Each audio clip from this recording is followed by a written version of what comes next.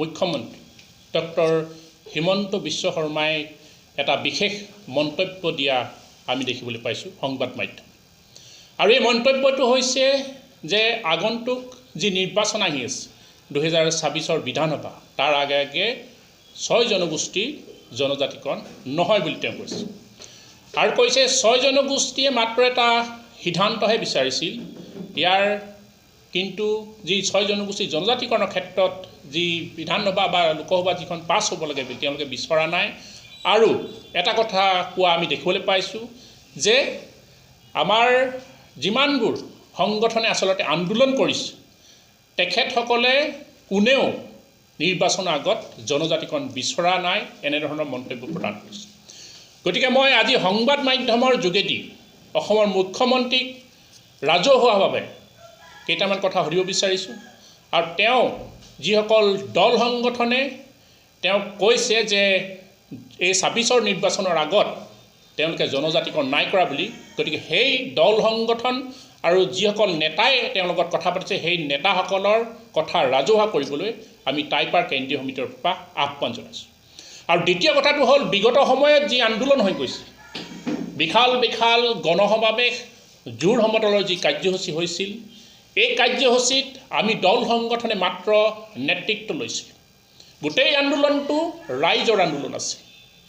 আৰু এই আন্দোলনত যদি ক'ৰবাত যদি 10,000 মানুহ গোট খাইছে তাৰে 500 মানুহে সেই সংগঠনটো যিটো সংগঠন নেতৃত্ব লৈছে তেওঁৰ 500 হয়তো সংগ্ৰামী সতীৰ্থ আছে, বাকী 9,500 কিন্তু ৰাইজ আছে। গতিকে এই আন্দোলনটো ৰাইজৰ আন্দোলন আছিল, আমি মাথো এই আন্দোলনটো নেতৃত্ব লৈ আগবঢ়াই লৈ গৈছোঁ।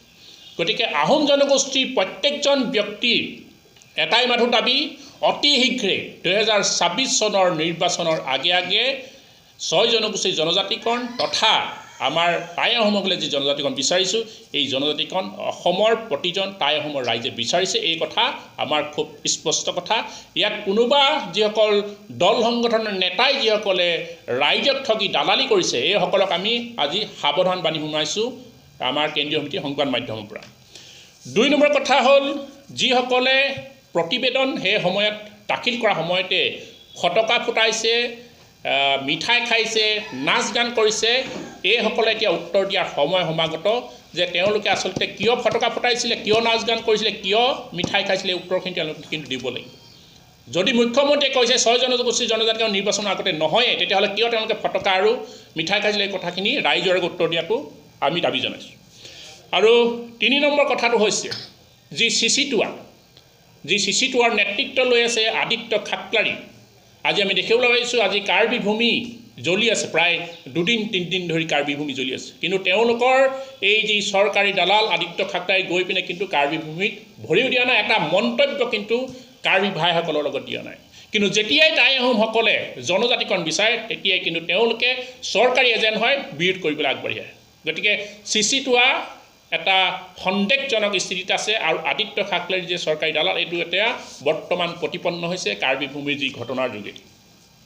আৰু ইতিমধ্যে আমি মুখ্যমন্ত্ৰীক কৈছোঁ যে তেওঁলোকে মহিলা উদ্যমিতা আঁচনিৰ যোগেদি যে হাজাৰ হাজাৰ মহিলাক যে 10,000 টকা দিছে, যদি মুখ্যমন্ত্ৰীয়ে যদি অহংকাৰত যদি ভুগি আছে যে এই সকলো মহিলাই মোক ভোট দিব, তেতিয়াহ'লে তেওঁ এখন মূৰ্খৰ আচলতে স্বৰ্গত বাস কৰিছে বুলি আমি ক'ব বিচাৰিছোঁ। গতিকে এই যি জনগোষ্ঠী এই জনগোষ্ঠীয়ে কিন্তু 6 জনগোষ্ঠী যি প্ৰতাৰণা কৰিছে এই প্ৰতাৰণা কিন্তু সহ্য নকৰে। বিগত 16 চনত তেওঁলোকে প্ৰতাৰণা কৰিছে, 21 চনত প্ৰতাৰণা কৰিছে, এতিয়া যদি 26 চনত যদি প্ৰতাৰণা কৰে তেতিয়াহ'লে আহোম জনগোষ্ঠীৰ কিন্তু লাখ লাখ জনসাধাৰণে ইয়াৰ প্ৰত্যুত্তৰ দিব।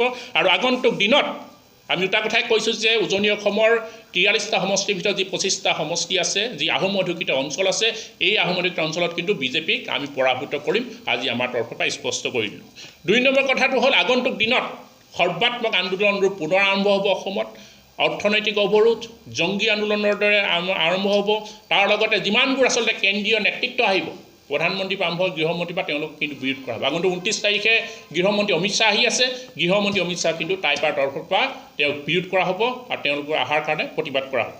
গতিকে আমি পুনৰবাৰ কওঁ যে মুখ্যমন্ত্ৰীয়ে যি প্ৰতিশ্ৰুতি দিছিলে প্ৰথমখন নিৰ্বাচনৰ জিকাৰ পাছতে প্ৰথম যি সংবাদ মেল দিছিলে তেওঁ কৈছিলে যে মোৰ কাৰ্যকালতেই এই 6 জনগোষ্ঠী জনগোষ্ঠী ব্যৱস্থাটো তেওঁ সমাধান কৰিব বুলি এতিয়া তেওঁ শেষ মুহূৰ্তত আজি জনাইছে ডিচেম্বৰ মাহত যে মোৰ কাৰ্যকালত এয়া সমাধান নহয়। গতিকে এই মিথ্যাচাৰ আমি সহ্য নকৰোঁ।